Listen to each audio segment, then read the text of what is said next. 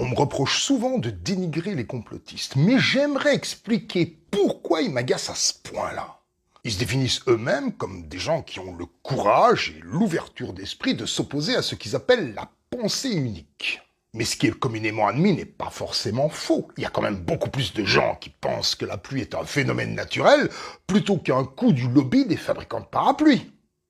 Le 13 juillet, Trump a frôlé la mort dans une fusillade qui lui a juste blessé une oreille. Certains prétendent qu'il s'agissait juste d'une mise en scène destinée à renforcer son culte de la personnalité pour faciliter son élection. Tandis que d'autres supposaient plutôt un attentat perpétré par le camp de Biden pour éliminer son rival. Ou alors, le gars a entendu qu'il faudrait tirer les oreilles à Trump et il a pris ça au premier degré. Alors tout est possible, hein, même la connerie que je viens de dire. Mais est-ce que c'est vraisemblable ? Un sniper qui aurait accepté de juste blesser une oreille de Trump à 150 mètres avec du public derrière et la haute probabilité de très mal finir lui-même, ça me paraît aussi bizarre que la thèse de l'assassinat commandité par le camp de Biden avec le risque énorme que le complot soit découvert.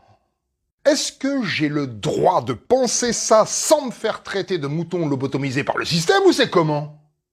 Dites, les complotistes, vous croyez vraiment que vous êtes les seuls à être conscients qu'on vit dans un monde de mensonges et de manipulation ? L'esprit critique, c'est pas voir des complots partout ou n'en voir nulle part. C'est juste admettre que certains scénarios qui nous viennent à l'esprit peuvent être juste le fruit de notre imagination ou de nos idées préconçues, comme quand tu lis un roman policier et que tu es sûr d'avoir découvert le coupable alors qu'en fait pas du tout. Quand Kennedy s'est fait assassiner en 1963, toutes les enquêtes sérieuses ont conclu qu'il s'agissait d'un acte isolé perpétré par un déséquilibré solitaire. Et malgré tout ça, il y en a qui continuent à crier au complot. Mais si rien ni personne, jamais, nulle part ne peut te faire changer d'avis sur un sujet, est-ce qu'on peut vraiment encore parler d'ouverture d'esprit ? Alors, moi, je crois pas que la fusillade de Trump soit le fruit d'une manipulation politique. Mais s'il était officiellement prouvé que c'était un complot, je changerais d'idée à ce moment-là, parce qu'il y a que les cons qui changent jamais d'avis. Le truc, c'est que les complotistes, ils avouent jamais qu'ils sont convaincus par leur thèse. Eux, ils disent « Ah mais moi, je sais pas. Je pose juste des questions. » Mais je trouve quand même bizarre que, comme par hasard, ceci, cela, style, c'est des Sherlock Holmes recyclés en philosophes. Mais quand on discute avec eux, enfin, quand on écoute leurs monologues, on s'aperçoit très vite qu'ils sont hostiles à toute personne qui ne pense pas comme eux, parce que leur vérité, c'est la vérité. Je pense que le vrai doute, ou la vraie certitude, ça se gueule pas sur les toits, parce que c'est notre cuisine interne.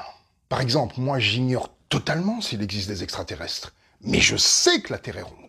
Pour ces deux sujets, moi j'ai rien à dire, je veux convaincre personne, moi je m'en balèque. Quand on démène son énergie à répéter en majuscule que l'homme n'a jamais marché sur la Lune, ou que les vaccins c'est de la merde, c'est juste un besoin irrépressible de rallier les opinions à notre cause comme si notre vie en dépendait. Et c'est précisément ça qui me casse les couilles chez les complotistes. C'est qu'ils se comportent comme des militants politiques racoleurs dont la mission serait de répandre la bonne parole pour redresser le monde à leur image. Très exactement comme des intégristes religieux en croisade. Pareil.